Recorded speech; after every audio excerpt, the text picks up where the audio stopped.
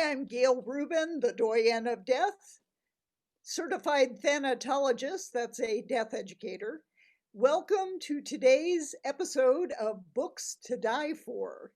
I am very pleased to have with us Claire Willis, who is the author of this new book, Opening to Grief, Finding Your Way from Loss to Peace. Hello, Claire.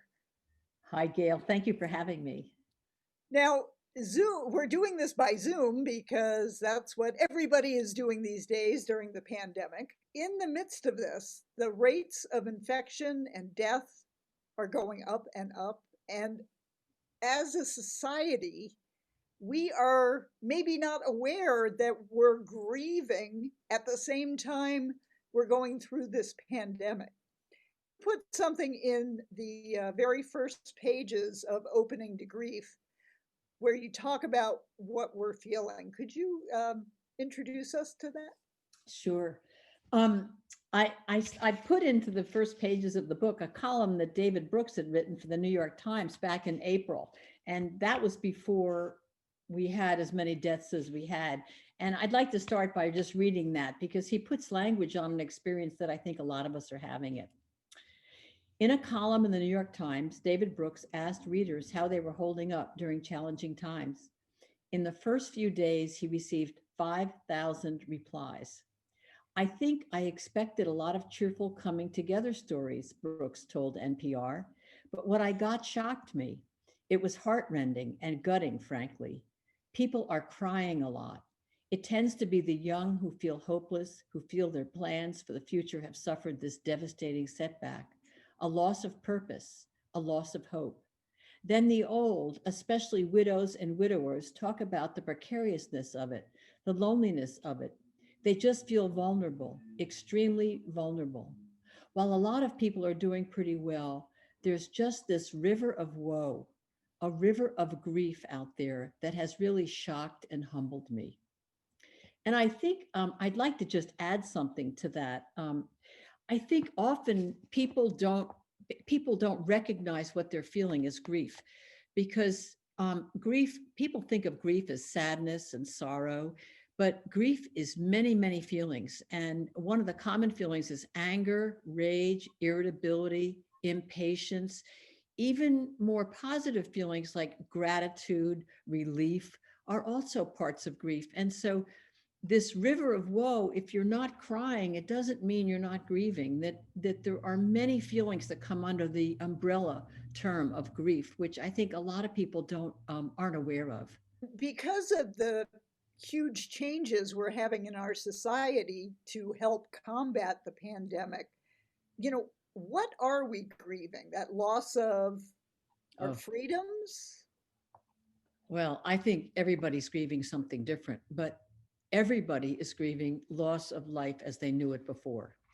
We will never go back to the way it was. What it may be that we return to something better. It may be return to something more difficult. It's really hard to know, but unequivocally, it will be different. And I think one of the positive things that the COVID has done, if you can call it positive, is it's put the word grief into the culture. We read about it in the New York Times, we read about it in the Atlantic. It's become a word that people are beginning to become familiar with and all the nuances of it. So not only have we lost a sense of life as we knew it, but a lot of people are finding that the losses brought on by COVID have resurrected old griefs that they may not have grieved before. People are thinking about deaths that they experienced when they were younger and losses they had that they may not have taken time or even had the sense of grieving about. So that COVID has brought its own griefs, but it's also resurrected all the griefs we haven't grieved. And there's a saying, what we resist will persist. And if we haven't dealt with and integrated our losses, they're going to raise up their little heads and say, pay attention, tend to me. So not only do we have the grief of what we recognize we've lost in this day and age, but grief over what we've lost in the past is compounding that. Yes, yes. So how are we feeling that? How is it manifesting And Well, well, of course, different ways for different people, but that's right. I think one of the messages of the book is that grief has as many presentations as there are people that grieve. And besides that, those range of feelings that I just described, grief has a lot of behavioral and cognitive impacts. For instance, people often can't sleep or they feel tired all the time. They can't concentrate. A lot of people find they can't read, that their attention qualities have changed. There's overeating, undereating, over exercising, under exercising. That and for many people, there's been a shattering too of their faith. Like, how did this happen? And just a sense of disbelief, shock in a way, I think. mhm. So it really affects us spiritually, it affects us cognitively, physically, um, and behaviorally. So what can help us? And you've laid out a number of helpful tools in opening to grief that people can check into. Writing, meditation, what other, well, you actually have entire chapters devoted to certain elements of helping us to open up to grief and recognizing it and helping us better deal with it. Well, let me go back by just saying one of the reasons I wrote this book is that in my bereavement groups, um, I was hearing these repeating questions. Am I grieving right? How long will this last? How am I going to get through the holidays? And what I found was that people had an idea of what their grief should look like. They were using Elizabeth Kubler-Ross's models and stages of grief to compare themselves. And one of the things that I would just say to your audience, which I think is important, is that her model of grief was intended for people who were dying. It was never intended for people who were grieving, but it's gotten overlaid there. So people were comparing themselves a lot. So the first chapter in the book is called Opening to Kindness. And that's beginning with kindness. And that's where we felt it was most important to try and invite people to accept whatever presentation of grief they felt and not to compare themselves to anybody else. That was the primary reason we started with kindness. The second chapter, which we did placed very strategically, was about being grateful. And that may sound a little bizarre to someone who's grieving. How can you be grateful? You've just lost this or that. But in fact, the reason we placed it there was that gratitude as a practice is a practice for building resilience. And it helps us carry our grief and it helps us carry suffering. Our minds are negatively habituated towards what's wrong. It's just the way we're hardwired, and it's not a good or a bad thing. It's what helped us survive as a species. So we notice what's wrong way over what's right. And for instance, if you were to hand out an evaluation to your viewers today and ask them how I did, and 100 of them said I did a great job, and one said I did a terrible job, where do you think my attention would go? Right? So you're nodding. It The would go, one bad what's wrong? review. What did I do wrong? And we're all like that. We're all like that. So one of the practices in the chapter on being grateful urges people to linger for 10 to 30 seconds with things that are right, because there's always something right. It may be unexpected phone call of concern from somebody, maybe someone dropped off a catalog, but to linger with appreciating what's right in the face of what's difficult, but never at the expense of what's difficult, because it's very important to give full voice to what's difficult, but to find equal voice to what's right. So that's a practice to hold grief. And each chapter is dedicated to some resource for helping people to hold grief so that they can live with it, because grief is an expression of our loving. And if we temper our grief, we're tempering our loving. Very profound. And you talk about maybe writing in a journal. I know during this whole COVID era, I've been trying to write almost every day. And, sometimes you skip a few days and you're like, what happened to the week? every day is Blur's day.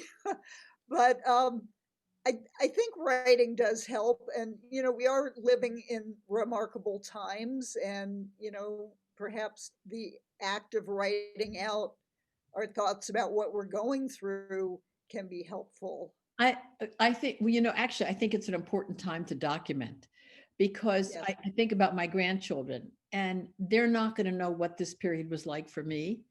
And part of what I want to leave for them is a record of what this period has been like for me and how I've worked with it and how my friends have worked with it because they're immersed in their own difficulties, as a 10 and a 7-year-old.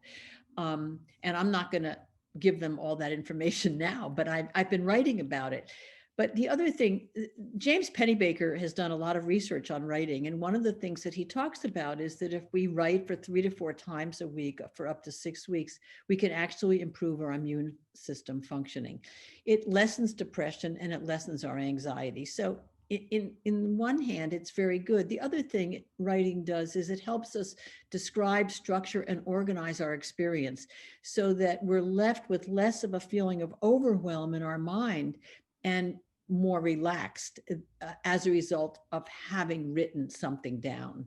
So a writing practice is great. And I think the other thing, just to tag on to the second chapter, being grateful, is keeping a gratitude journal is a very important practice.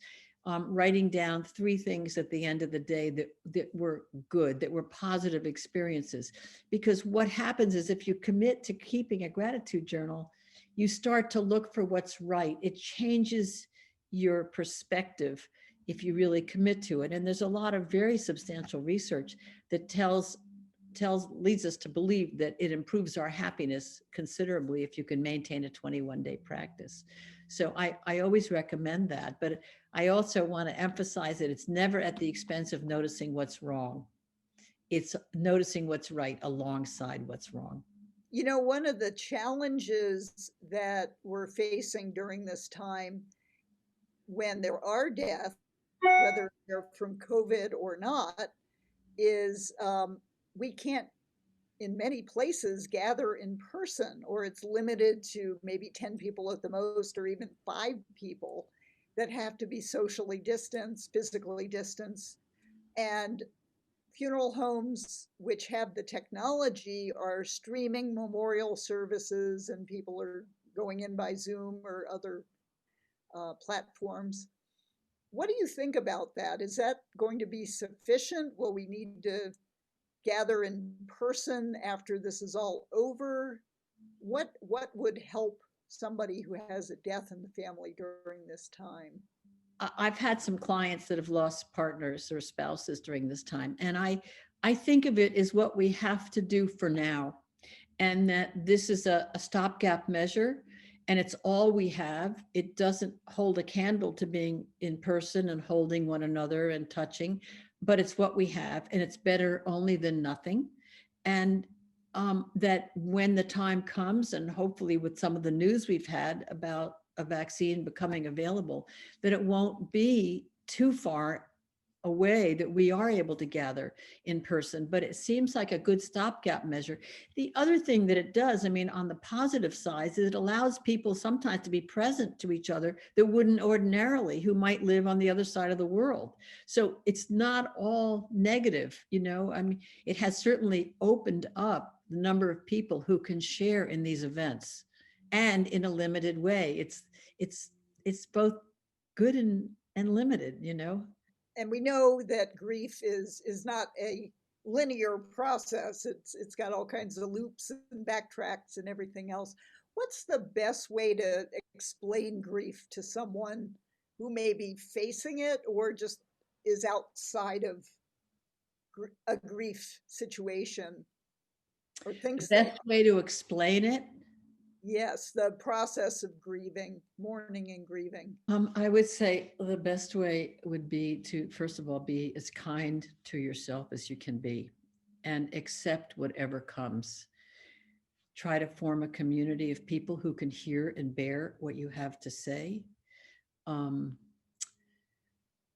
treat yourself as well as you can, make sure to rest and eat well. And it's hard because when you're hurting, a lot of people, their eating habits get not so good.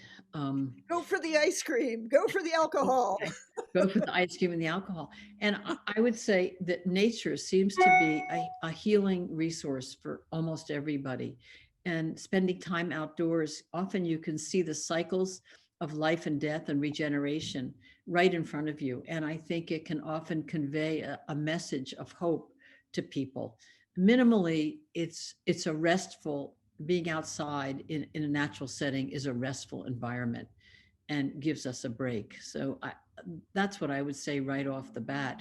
But of course, having for everybody a different thing is a different source of comfort. So it's really hard to write one prescription, but do what gives you comfort without doing something that's hurting you. I think you also talk about doing some kind of artwork to Yeah, there's a chapter on art. And, it's not for everybody, and it's not about art therapy, and it's not about the product. I just want to say that, but it's about the process of making art.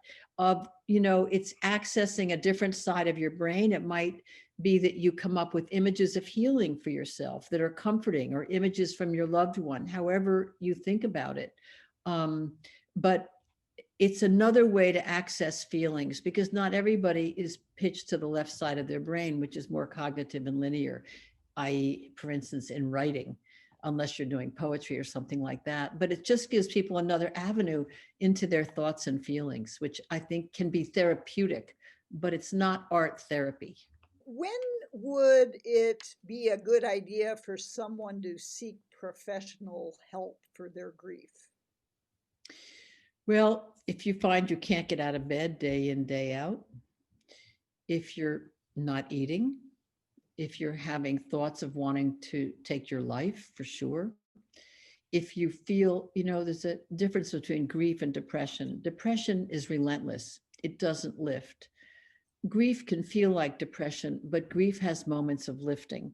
So if you feel that you're depressed all the time, and you can't get to work, and you're not eating, or you're starting to gain huge amounts of weight, or drinking too much, the chances are you're having difficulty. And, depending on the relationship somebody had and whatever personality characteristics you're predisposed to, grief can become, and the way someone died. I mean, that's another thing, that there are many factors that can shape our capacity to grieve. I think for most people, grief is a natural process that doesn't really need professional intervention. But I think a therapist can be an incredibly supportive companion on the journey. And that's different than someone not grieving in a way that's healthy, because then you absolutely need a therapist to help you through the difficult moments. One of the things that happens that people often aren't aware of is that when they lose someone they love, we call that the primary loss. But often when someone loses a spouse or a partner or a mother or a father, whatever the relationship is, there are many losses that accompany that loss. And they're in the literature, they're called secondary losses, but they are not secondary in any way to the impact. So for instance, if you've lost a partner, you may have lost a co-parent, you may have lost a breadwinner, you may have lost economic stability, you may have lost the person with whom you're going to plan your future, you may have lost your best friend, so that you've lost many other things besides the person that the person carried for you. And it's really important to acknowledge those secondary losses that often occur, because for some people, they have a larger impact on their life than the loss of the person. And one of the things that people talk a lot about losing is their friendship network, how it changes, that people come forward they didn't expect, and they lose people that they never dreamt would pull away. So those secondary losses are very important just to have a name for, and know that that's a common occurrence that happens when you lose someone you love. Well, and just playing off of that, what about pet loss? Oh, well, that's what we call, that's what that's what is called in the literature a disenfranchised loss. And that's a really painful loss. People that have pet loss are very lonely in their grief because there's no sanctioned cultural rituals for that. And for many people, the loss of a pet is like the loss of a child if you don't have children. The particular love we carry for a pet is unconditional and it's pure. And we don't have unconditional, pure love relationships with humans. Our relationships with humans are much more complicated. So when someone loses a pet, it's a big deal. And I think we're starting to see more how important that is as we become more acquainted with the nuances of grief. But there's many disenfranchised losses in our culture, and pet loss is one of the big ones. So I'm really glad you mentioned that. Well, and so many people are going out and getting cats and dogs and other pets to That's keep right. them company during our isolation in our homes. That's right. That's right. Yeah. So thank you for bringing that up. Is there a difference between men and women when it comes to grief? Are men like less likely to admit that they are grieving? I think they show their grief often in a different way. You know, I don't know. I don't know. I'd be interested in what you think about this too. But I think when I look at my bereavement groups, 90% of them are women. Mm. And I think women have a permission to express feelings that men are not socialized to have that same kind of permission, which I think is unfortunate. And a lot of men will bury themselves in work, and women tend to seek one another out more. And I think that's just a phenomenon. I don't think that's a genetic thing. I think it's just a phenomenon of how we've socialized men and women in our culture. And each needs to be balanced by the other, I think, a little bit. But I see far more women in my practice than I do men, far more. And the men don't have the social contacts often that the women have. That's what I've noticed. And I don't know how to explain that except by what I said. And the truth is I just don't know. But that's my impression. What thoughts would you like to leave with our listeners? I would say um, try to be present to what you feel and know that your grief is normal, it's natural, and it's an expression of how you are loving still. And that over time, it will lessen in frequency, intensity, and duration, and just to trust that. But it takes this time, as long as it takes. We don't get over grief, but it takes a different place in our life because more things fill in. But first, when you first lose somebody, all there is in your life is the grief of that person. It's the walls, it's the furniture, it's the rug, it's the ceiling. And then over time, more color comes into that room. But always we have a gray chair that remains in our home that we visit on rainy days. And that probably doesn't go away. And don't wish it away either, because that's where you go sit with your beloved. So your book is Opening to Grief, Finding Your Way from Loss to Peace. Do you have a website you'd like people to Openingtogrief.com. opening to And grief? there's some resources on there, and there's ways to contact me. And there's a blog on there, and some of the events I'm doing of readings, upcoming readings are on there as well. So feel free to check that out. Right, wonderful. Claire Willis, thank you so much for being with us and sharing your expertise and opening our eyes to that grief journey. Thank you for having me, Gail.